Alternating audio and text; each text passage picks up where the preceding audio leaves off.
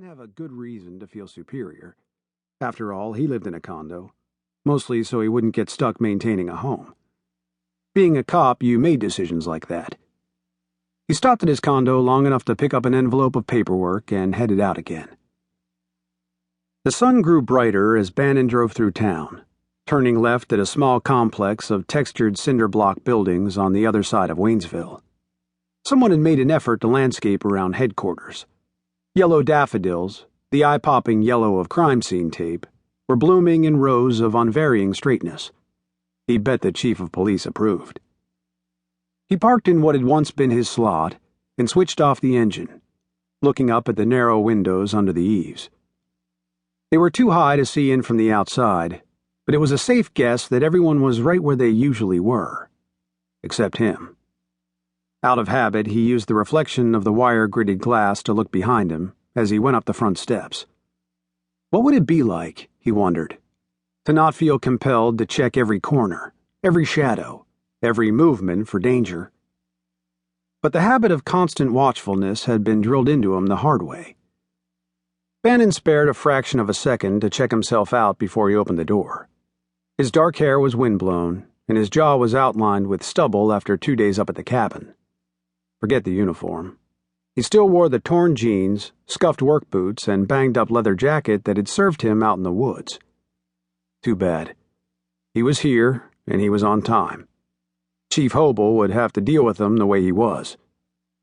His boots were old, and they didn't make much noise on the gleaming tile floor of the hallway as he walked down to the young officer on desk duty. Fair-haired and freckled, Kyle Rasmussen was a rookie, a fact almost anyone could conclude just from his spotless uniform and shiny new gun belt, laden with 40 pounds of regulation-issue junk. "Can I help you?" Rasmussen studied him with curious, almost innocent blue eyes. It took Bannon a second to realize that the new cop didn't recognize him. He'd been out of the office for too many months, thanks to a drug dealer with fairly good aim, and a chief who didn't like him for being a hero, and for a few other reasons he was beginning to figure out. Without saying a word, he reached inside his jacket and flashed his badge. The officer shrugged, looking a little surprised, and went back to reading a binder with bulleted lists and line illustrations, a manual on police techniques that no one took seriously. Bannon suppressed a smile and headed down the hall to where the chief's office was located. When he reached the outer office, Bannon flicked a glance at the closed door to the chief's inner sanctum, then focused on Chief Hobel's assistant behind the desk. The blonde and blue-eyed Jolene Summer had the phone cradled to her ear, with both hands. That, and the low, flirty tone of her voice, made it easy for Bannon to guess she was talking to her boyfriend. Looking up almost indifferently, she cupped a hand over the mouthpiece and whispered, "The chief had to go out. He said to leave your paperwork with me." "Okay, here." Irritated that he'd come this far without getting to talk to Hobel, Bannon smiled at Jolene anyway and passed her the manila envelope with his paperwork. "I'll try to get him to sign it today," she added in the same low whisper. "It's not going to be easy. You know he's got it in for you." "Really? I hadn't noticed." He winked at her and left her to flirt with the lucky guy on the other end of the call. Retracing his steps, he headed back to the front.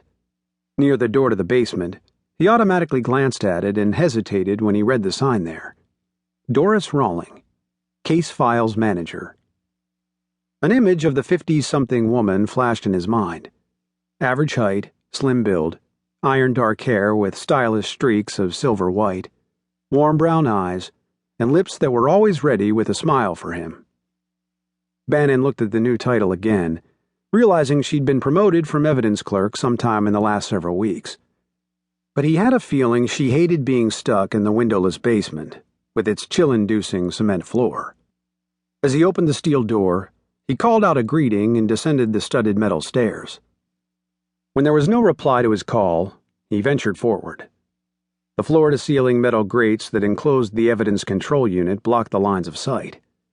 Bannon looked through them for a person on duty, then swung around a corner, spotting the top of Doris's head at a makeshift computer workstation. "Hey, RJ," she tossed over her shoulder. Doris was about the only one who called him RJ.